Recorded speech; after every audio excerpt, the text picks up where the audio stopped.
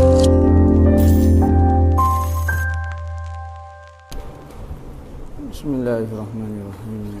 Ta'ala wa ta'lim wa tadhakura wa tazkira wa nafa'a wa intifa'a wa ifadah wa istifadah.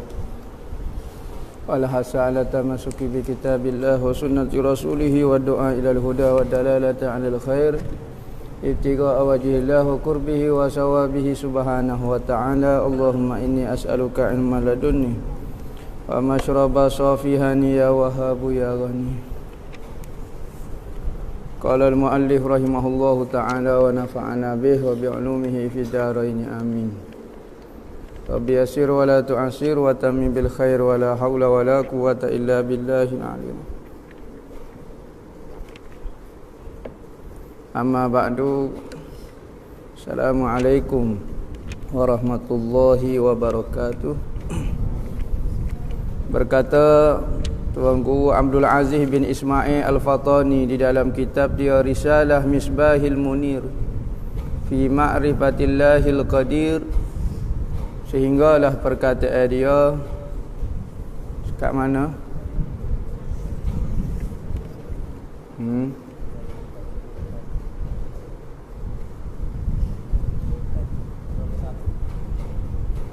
Muka surat berapa? Muka surat 31. Huraya sifat yang ke-21, jawaz artinya harus. Huraya sifat yang ke-21, jawaz artinya harus. Wajib pada syarak atas tiap-tiap mukallaf mengetahui serta mengaku dalam hatinya dengan tentu sungguh Allah Ta'ala, sungguh apa dia? Harus memperbuatkan apa-apa mungkin, membuat, mencipta apa-apa mungkin, dan harus meninggal akan dia akan mungkin itu. Harus Tuhan nak buat boleh, tak saya buat boleh. Sifat harus ni bukan sifat zat. Ya, sifat ni terbahagi kepada dua. Pertama dipanggil sifat zat, kedua dipanggil sifat af'al. Sifat zat ni kalau tak ada, lemah Allah Ta'ala. Tapi sifat af'al ni kalau tak ada, tak lemah Tuhan. Mencipta, menghidup, mematikan. Kalau Tuhan tak si cipta kita, lemah ke tak Tuhan? Tak lemah, ikut dia nak cipta, tak si cipta kita. Kita ni tak ada apa-apa sebenarnya, tak ada kepentingan pun. Kita kalau tak ada, tak ugah pun Allah Ta'ala, tidak cacat pun Allah Ta'ala. Tetapi kita rasa keberadaan kita ni penting sangat, kita ni atas muka dunia. Kalau tak ada kita ni jadi lemah lah, jadi tak jadilah kita penting. Ada sebenarnya. Kita ni hanyalah Tuhan nak zahir kesian belah dia sahaja kepada kita. Tu harus saja Tuhan mencipta kita, menghidup, mematikan. Tidak wajib perbuat mungkin, tidak wajib atas Tuhan mencipta makhluk ini. Harus sahaja. Kerana apa? Kerana kalau tidak ada makhluk pun Allah Ta'ala tetap dah hebat, tetap dengan kesempurnaan dia. Kerana dia ni Tuhan, benda yang sudah sempurna, tidak perlu kepada apa-apa lagi tambah daripada zat dia. Dia dah sempurna dah. Maka cipta makhluk ni saja, bukan kata saja-saja nampak sia-sia pula. Tuhan nak menzahirkan kudrat dia, nak menzahirkan bisa dia, hebat dia, maka zahirlah makhluk ni. Dan tidak mustahil meninggalkan dia. Tidak juga mustahil, tidak wajib Tuhan mencipta makhluk, meninggalkan cipta makhluk. Dan dalil atas menunjuk kata harus bagi Allah Ta'ala membuat mungkin dan meninggalkan dia itu. Gapo dia kata dalil kata harus saja Tuhan mencipta makhluk. Tuhan mencipta makhluk, hukum dia harus, hukum dia. Tuhan nak cipta boleh, tak si cipta boleh. Ya, dan tidak wajib membuat dan tidak mustahil meninggal akan dia. Ialah kita fikir, jikalau Allah tidak harus berbuat dan meninggalkan apa mungkin, nescaya tentulah wajib perbuat atau mustahil perbuat. Dan jika wajib Tuhan buat mungkin ini, maka tentulah mungkin ini jadi qadim. Apabila wajib Tuhan mencipta makhluk, maka makhluk pun jadi qadim juga. Sebagaimana Tuhan qadim, maka mencipta makhluk ni wajib, maka makhluk pula jadi qadim. Sama qadim dengan Tuhan. Sebab makhluk ni mesti kena ada, wajib kena ada bagi Tuhan. Maka bila kau Tuhan ada ni qadim lagi. Maka makhluk pun kena qadim juga sebab dia wajib juga kena cipta. Mustahil makhluk ni jadi qadim kerana makhluk ni benda harus sahaja. Dalilnya dia kayak kita tengok dulu dia tak ada, sekarang baru ada. Dulu kita ni tak ada 100 tahun lepas, sore habuk pun kita tak ada. Maka sekarang kita ada ni, kita baru sahaja ada. Kalau wajib Tuhan kena cipta kita nu zaman qadim mu lagi. Berarti harus Tuhan nak cipta kita. Dulu dia tak si buat kita, sekarang baru kita cipta, baru kita dicipta. Maka menunjukkan diri kita ni harus saja berada. Kita nak ada boleh, kita nak tak ada boleh. Tidak mengganggu kekuasaan Allah Ta'ala dan kuasa Allah Ta'ala. Tuhan tetap dengan kesempurnaan dia. Kalau Tuhan tak cipta kita, dia tetap hebat. Kau Tuhan kena cipta kita dulu. Tak ada istilah wajib cipta makhluk ni. Kita salah satu contoh makhluk yang sedikit. Malaikat wajib cipta tak? Arah wajib ada Tuhan cipta arah? Tidak wajib. Tidak wajib Tuhan cipta arah. Kalau Tuhan tak cipta pun tak ada masalah. Syurga Tuhan malah cipta, boleh. Neraka Tuhan malah cipta, boleh. Nabi Muhammad Tuhan tak cipta, boleh. Benda itu harus berlaku kerana dia tu makhluk. Kerana apa? Kerana cukup Tuhan dah sempurna dah, tak perlu lagi kepada benda lain. Kalau Tuhan wajib cipta agak nyanyolah. Maka apabila arah syurga ke apa dia benda harus, berarti dia dulu pernah tak ada. Pernah satu masa Tuhan zaman ketuhanan dia, zaman dia duduk dengan ketuhanan dia, zaman alam qadim dipanggil, maka arah pun tidak ada. Tiba-tiba cipta arah, Tuhan pun duduk atas arah. Masalah juga. Menunjukkan keperluannya Tuhan kepada arah. Mustahil lagu tu. Sedangkan kita kata Tuhan ni satu benda sempurna dah, tak perlu kepada apa-apa dah. Maka apa faedah pula dia? Tuhan duduk atas langit. Lepas tu kalau tak ada langit, nyanyo masalah. Kena duduk cacai kau dia. Jadi masalah. Tuhan tidak perlu kepada apa-apa makhluk pun. Tu kesempurnaan Allah Ta'ala. Kalau Tuhan masih memerlukan sesuatu, perlu kepada langit, perlu kepada arah, maka Tuhan itu tidak hebat lagi. Kita ayat dah Tuhan ni benda sempurna.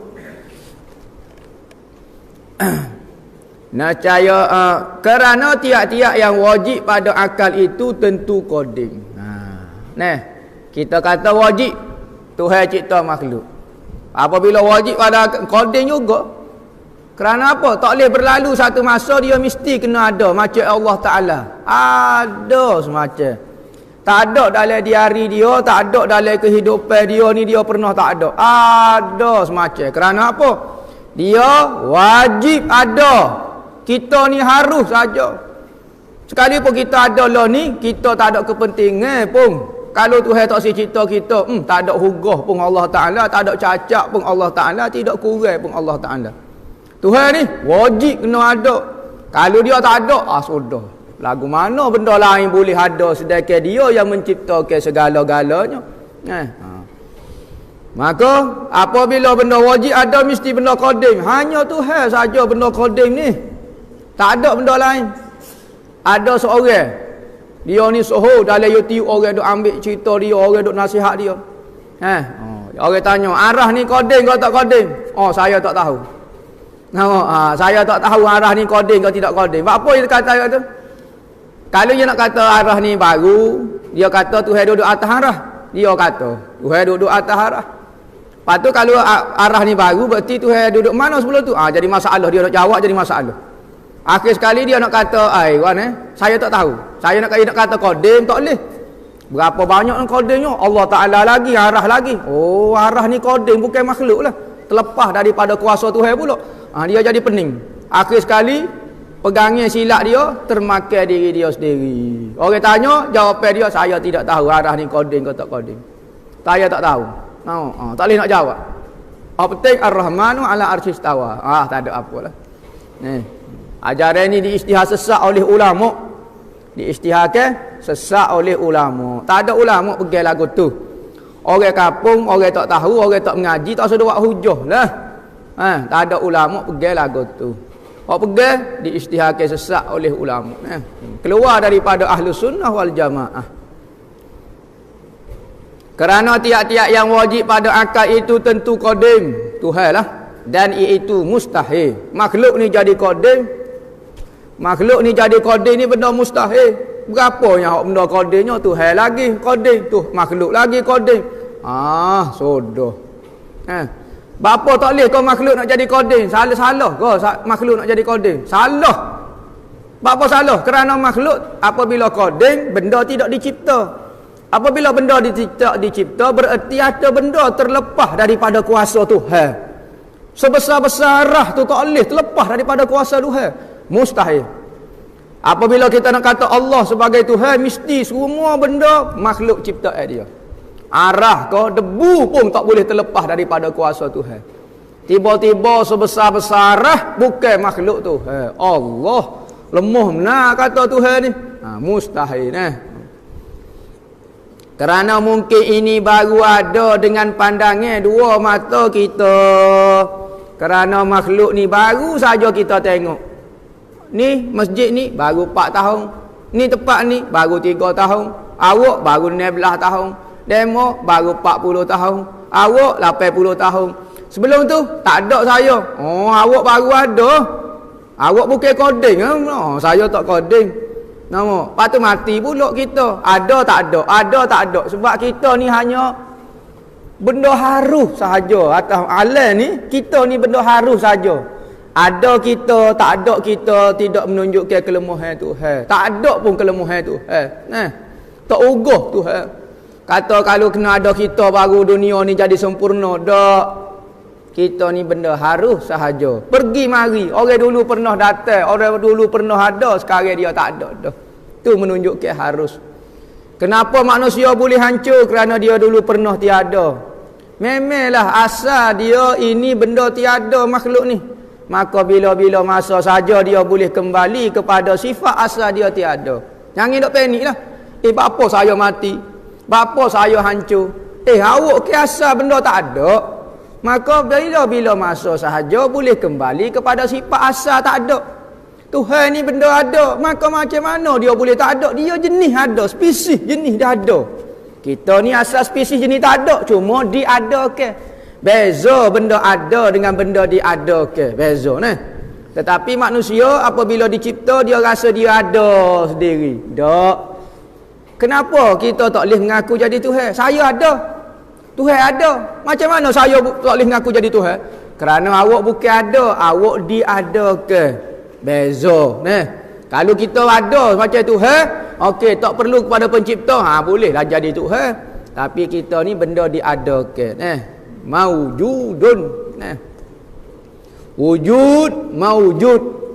Wujud ada. Maujud diadakan. Dan jika mustahil perbuatan, jika mustahil perbuat makhluk, maka tentu mungkin ini tidak ada sedia lagi.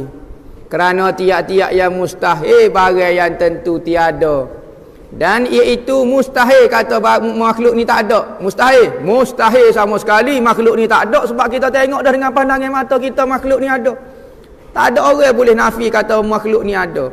Makhluk ni kata makhluk ni tak ada. Macam mana tak ada apa ni depan mata kita. Maka mustahil Tuhan cipta makhluk pun salah. Wajib Tuhan cipta makhluk pun salah. Lepas tu cipta makhluk ni harus sahaja. Harus Tuhan cipta makhluk ni. Tuhan nak berada, Tuhan nak mentiada, terpulang kepada dia. Cuma tujuan makhluk ni dicipta katanya Allah Ta'ala dalam satu hadis kursi. Nabi kata kuntu kanzan makhfiya fa ahbabtu an u'raf fa khalaqtu khalqa. Liya'rifuni. Nabi kata hadis kursi katanya Allah Ta'ala, aku dulu satu khazanah, satu simpanan yang tersembunyi, Satu khazanah yang hebat, yang berharga, yang hebat sangat, tersembunyi. Tapi tersembunyi. Kanzan makhfiyah. Khazanah yang tersembunyi. Apabila tersembunyi, fa'ahbabtu ah'an u'raf. Maka aku suka supaya aku ni dikenali oleh makhluk. Fakhalaqtu khalqa. Maka aku cipta makhluk. Macam-macam jenis makhluk. Tujuan dia supaya dia kenal diriku, kehebatan diriku.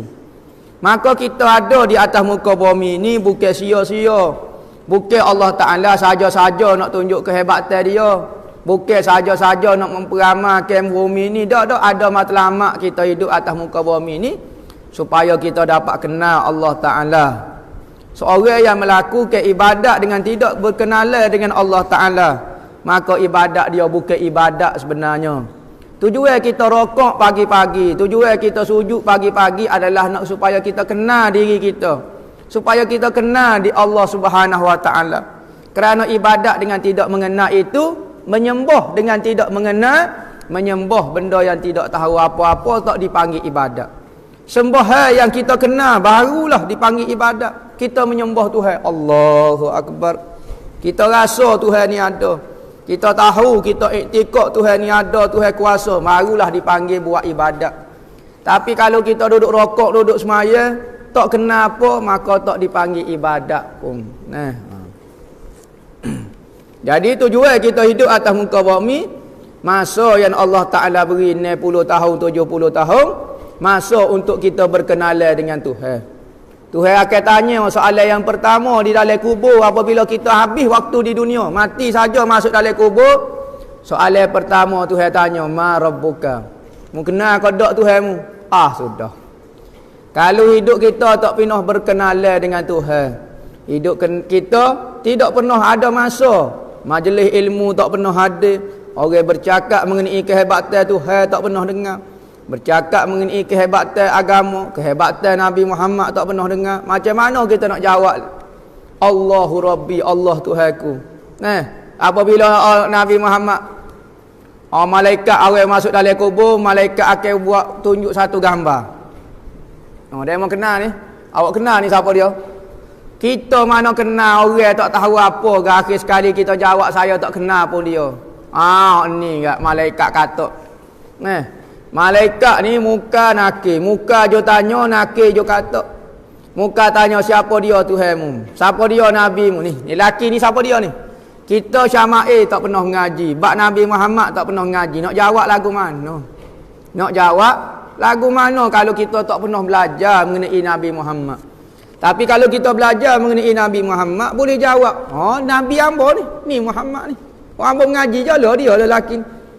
Kalau kita kenal, tak biasa mengaji mengenai tauhid, pernah mengaji Tuhan ni lagu mana, sifat-sifat dia, ciri-ciri dia, hakikat dia tak ada orang tahu, ketuhanan ni lagu mana, zat Tuhan pun tak boleh orang bahas, tetapi sifat-sifat ciri dia kita boleh kenal. Maka apabila lagu tu kita boleh jawab Allahu Rabbi, selamat selalu kita nya. Muka nakir kalau tak boleh jawabnya katak ni 70 hasta masuk dalam bumi, berok masuk dalam bumi. Cokeh pula. Tukak dia ni, tukak besi dia ni, ulama kata dalam hadis sebut, kalau dia katak sebiji gunung besar, gunung Everest tu, banjaran Himalaya, dia katak, hacur lebu jadi debu. Tukak dia. Pas dia katak atas kita tak tahu besar mana, sakit seluruh anggota tak tahu nak royak lagu mana, terlalu sakit. Tanya dalam masa lama mana? 7 hari 7 malam. Kalau orang mukmin 7 hari 7 malam, soal siasat ni tanya, torture. Maka orang mukmin akan boleh jawab belaka lah. Mana kalau orang kafir pula akan ditanya 40 hari 40 malam. Apabila boleh jawab orang mukmin, maka katanya Allah Ta'ala, tidurlah. Katanya malaikat kata saya nak pergi dah lah. Boleh jawab belaka dah. Maka sebelum dia pergi, Allah Ta'ala buka lah sedikit pintu syurga. Maka dia pun rasa dah bau syurga. Allah wanginya lah syurga, angin-angin daripada syurga mari dah. Sejuknya suka dia. Kubur dia seluah mata memandai. Kita tidur seperti satu bilik besar ya. Luah kita nampak. Memanglah dalam kubur kita sempit, tetapi apabila kita berpindah alam barzah kita jadi besar. Nampak macam kita tidur atas satu katil, luah ya biliknya. Tiba-tiba Malaikat pun naik, maka baru syurga masuk dah. Tiba-tiba mari seorang lelaki duduk sebelah kita. Seorang lelaki yang sangat comel. Kita pun duduk tengah suka lagu tu, mari pula. Awak ni siapa dia ni, mari duduk dekat saya ni. Maka katanya lelaki itu, sayalah perbuatan baik awak atas muka bumi. Awak rajin mari mengaji, awak rajin semaya, awak rajin berzikir, awak rajin baca Quran. Ni hasil saya. Ni saya lah amalan awak ni. Saya akan tunggu awak sampai hari kiamat. Maka dia pun kata, tidurlah. Tidur seperti tidur seorang pengantin. Maka kita pun tidur lagu tu teman. Sampailah hari kiamat sehinggalah hancur bumi ni dibangkitkan kita. Mana kalau orang kafir lepas pada 40 hari tak boleh jawab. Tak cakap katak, tak cakap gapo. Nak jawab lagu mana? Amalan dia tidak menunjukkan tauhid pun. Tak pernah kecek guna itu hal, tak pernah kecek bab Nabi Muhammad tiba-tiba nak jawab. Weh kita. Boleh kalau sekat tengah jalan tiba-tiba tanya nombor IC kita pun jadi panik tiba-tiba. Soalan tiba-tiba. Macam mana nak jawab kalau amalan kita tak pernah ada lagu tu? Maka apabila lepas serabut, malaikat kata serabut saya tak boleh jawab 40 hari pun tak tahu apa budak ni duk mai ma adri, saya tak tahu sudah. Maka malaikat pun naik. Apabila malaikat naik, maka Tuhan pun buka dah pintu neraka sikit. Sudah bau dah. Busuk yang amat. Allah tak tahu. Sudah. Maka ngayak dah kalau jeking mari. Ngayak. Sudah bimbang dah. Ular mari. Mari. Ular ni kalau dia sembuh gini, di bumi mampus semua tumbuhan tidak dapat, tak boleh nanai dah selama-lamanya. Bisa tak bisa dia racun balik sana, bong etung lagi. Bong etung di Jepun tu boleh buat lagi, masyarakat boleh hidup lagi. Ni kalau dia sembuh, habis ular dia. Dia patuh, tak tahu lagu mana. Ular naga boro, ular kedus selah kalau ketik ujung kaki serah paha otak dah sakit. Pas dia tak tahu dah lagu mana. Lepas pada tu bau busuk tiba-tiba mari seorang lelaki yang sangat huduh. Dalam hadis kata, Bukhari kata, mata tubik, gerung kita tengok. Balik sana cerita hatu kata takutnya. Maka duk tengah serabut otak mari pula lelaki tu. Maka kita tanya orang kafir tu tanya, siapa dia mu ni serabut saya duk tengah serabut, tiba-tiba awak mari pula. Dia kata sayalah perbuatan jahatmu atas muka bumi. Ngaji tak mari, tutup aurat tidak, tak dengar kata orang tua, tak hormat ke macam-macam dia sebut belakang. Ni jala ni saya ni jala perbuatan jahat awak. Kita pun boleh tidur, tak boleh tidur. Hanya orang mukmin saja boleh tidur dalam kubur. Tak boleh tidur, duk serabut otak ni pula duk tunggu tengok dia macam hatu lagu ni. Nak tidur lagu mana. Hak tu dalam kubur, akhirat berat lagi. Mula-mula mayat diletak dalam kubur, maka bumi akan peluk dia. Bumi ayat dah, aku tak akan lepas seorang pun atas muka bumi ni kecuali aku akan peluk dia.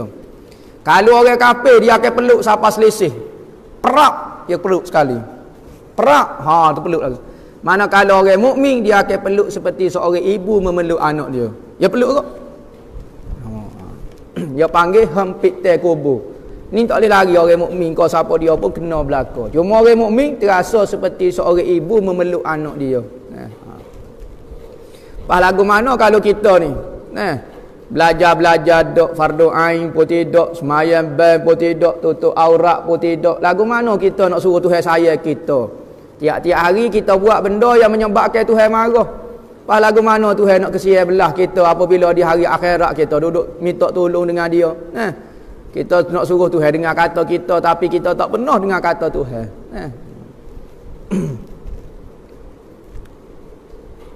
Dan jika mustahil perbuat makhluk, maka tentu mungkin ini tidak ada sedia lagi. Tak mustahil lah kita nampak dah. Kerana tiap-tiap mustahil bagai yang tentu tiada, dan iaitu mustahil. Mustahil kata makhluk ni tak ada. Kerana mungkin sudah ada setengah-setengah dengan musyahadah kita, pandangan mata kita jelas dah kita nampak makhluk ni ada. Mustahil kata makhluk ni benda mustahil.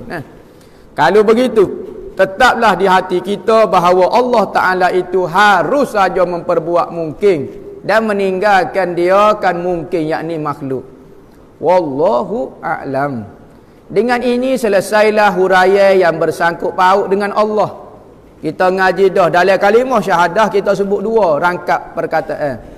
Pertama, asyhadu an la ilaha illallah. Kedua, wa asyhadu anna Muhammadar Rasulullah. Di bawah kalimah asyhadu an la ilaha illallah selesai dah perbahasan mengenai kalimah tauhid la ilaha illallah. Kalimah tauhid kedua Muhammad Rasulullah ada perbahasan dia pula bab kenabian. Dia kata selesai dah kita bahas 20 sifat wajib, 20 sifat mustahil, 40 sifat. Satu sifat harus jadi 41 sifat. Di bawah kalimah Muhammad Rasulullah kita akan bahas 9 sifat. 9, 4 sifat wajib, 4 sifat mustahil, 1 sifat harus, 9 sifat. Maka 9 campur 41 jadi 50 sifat. Sekurang-kurang orang Islam boleh faham mengenai tauhid 50 sifat ni. Barulah dia dapat mengenal, barulah dia dipanggil orang kenal Tuhan. Sebagaimana tuntutan daripada Al-Quran, fa'lam annahu la ilaha illallah. Wajib muallim gapo dia mudak sebut la ilaha illallah. Tuhan suruh kita kenal Tuhan dah. Bukan kata pandai-pandai ustaz ni suruh kenal, dak Tuhan suruh. Siapa peringkat mana saya dipanggil kenal Tuhan? Okey, paling kurang boleh syarah 50 akidah ni. Okey, dipanggil kenal dah, boleh buat mari dalil dah. Okey, dapat kalimah orang kenal Tuhan dah. Maka lepas pada tu, apabila kenal Tuhan, kena buat ibadat ke dia pula. Tu masuk dalam perbahasan fiqh pula lah. Masuk dalam perbahasan fiqh pula. Kemudian masuk pula pada menghuraikan perkara yang bersangkut paut dengan rasul-rasul pula. Yang wajib atas tiap-tiap mukallaf mengetahui akan dia dengan jalan tafsir. Jalan terperinci wajib kena tahu. 41 lepas dah 9 sifat pula. Maka aku berkata, bermula sifat Rasul yang wajib atas tiap-tiap mukallaf mengetahui itu 4 sifat yang akan aku huraikan dia. Huraian yang pertama daripada sifat Rasul, sifat siddiq. Wallahu a'lam.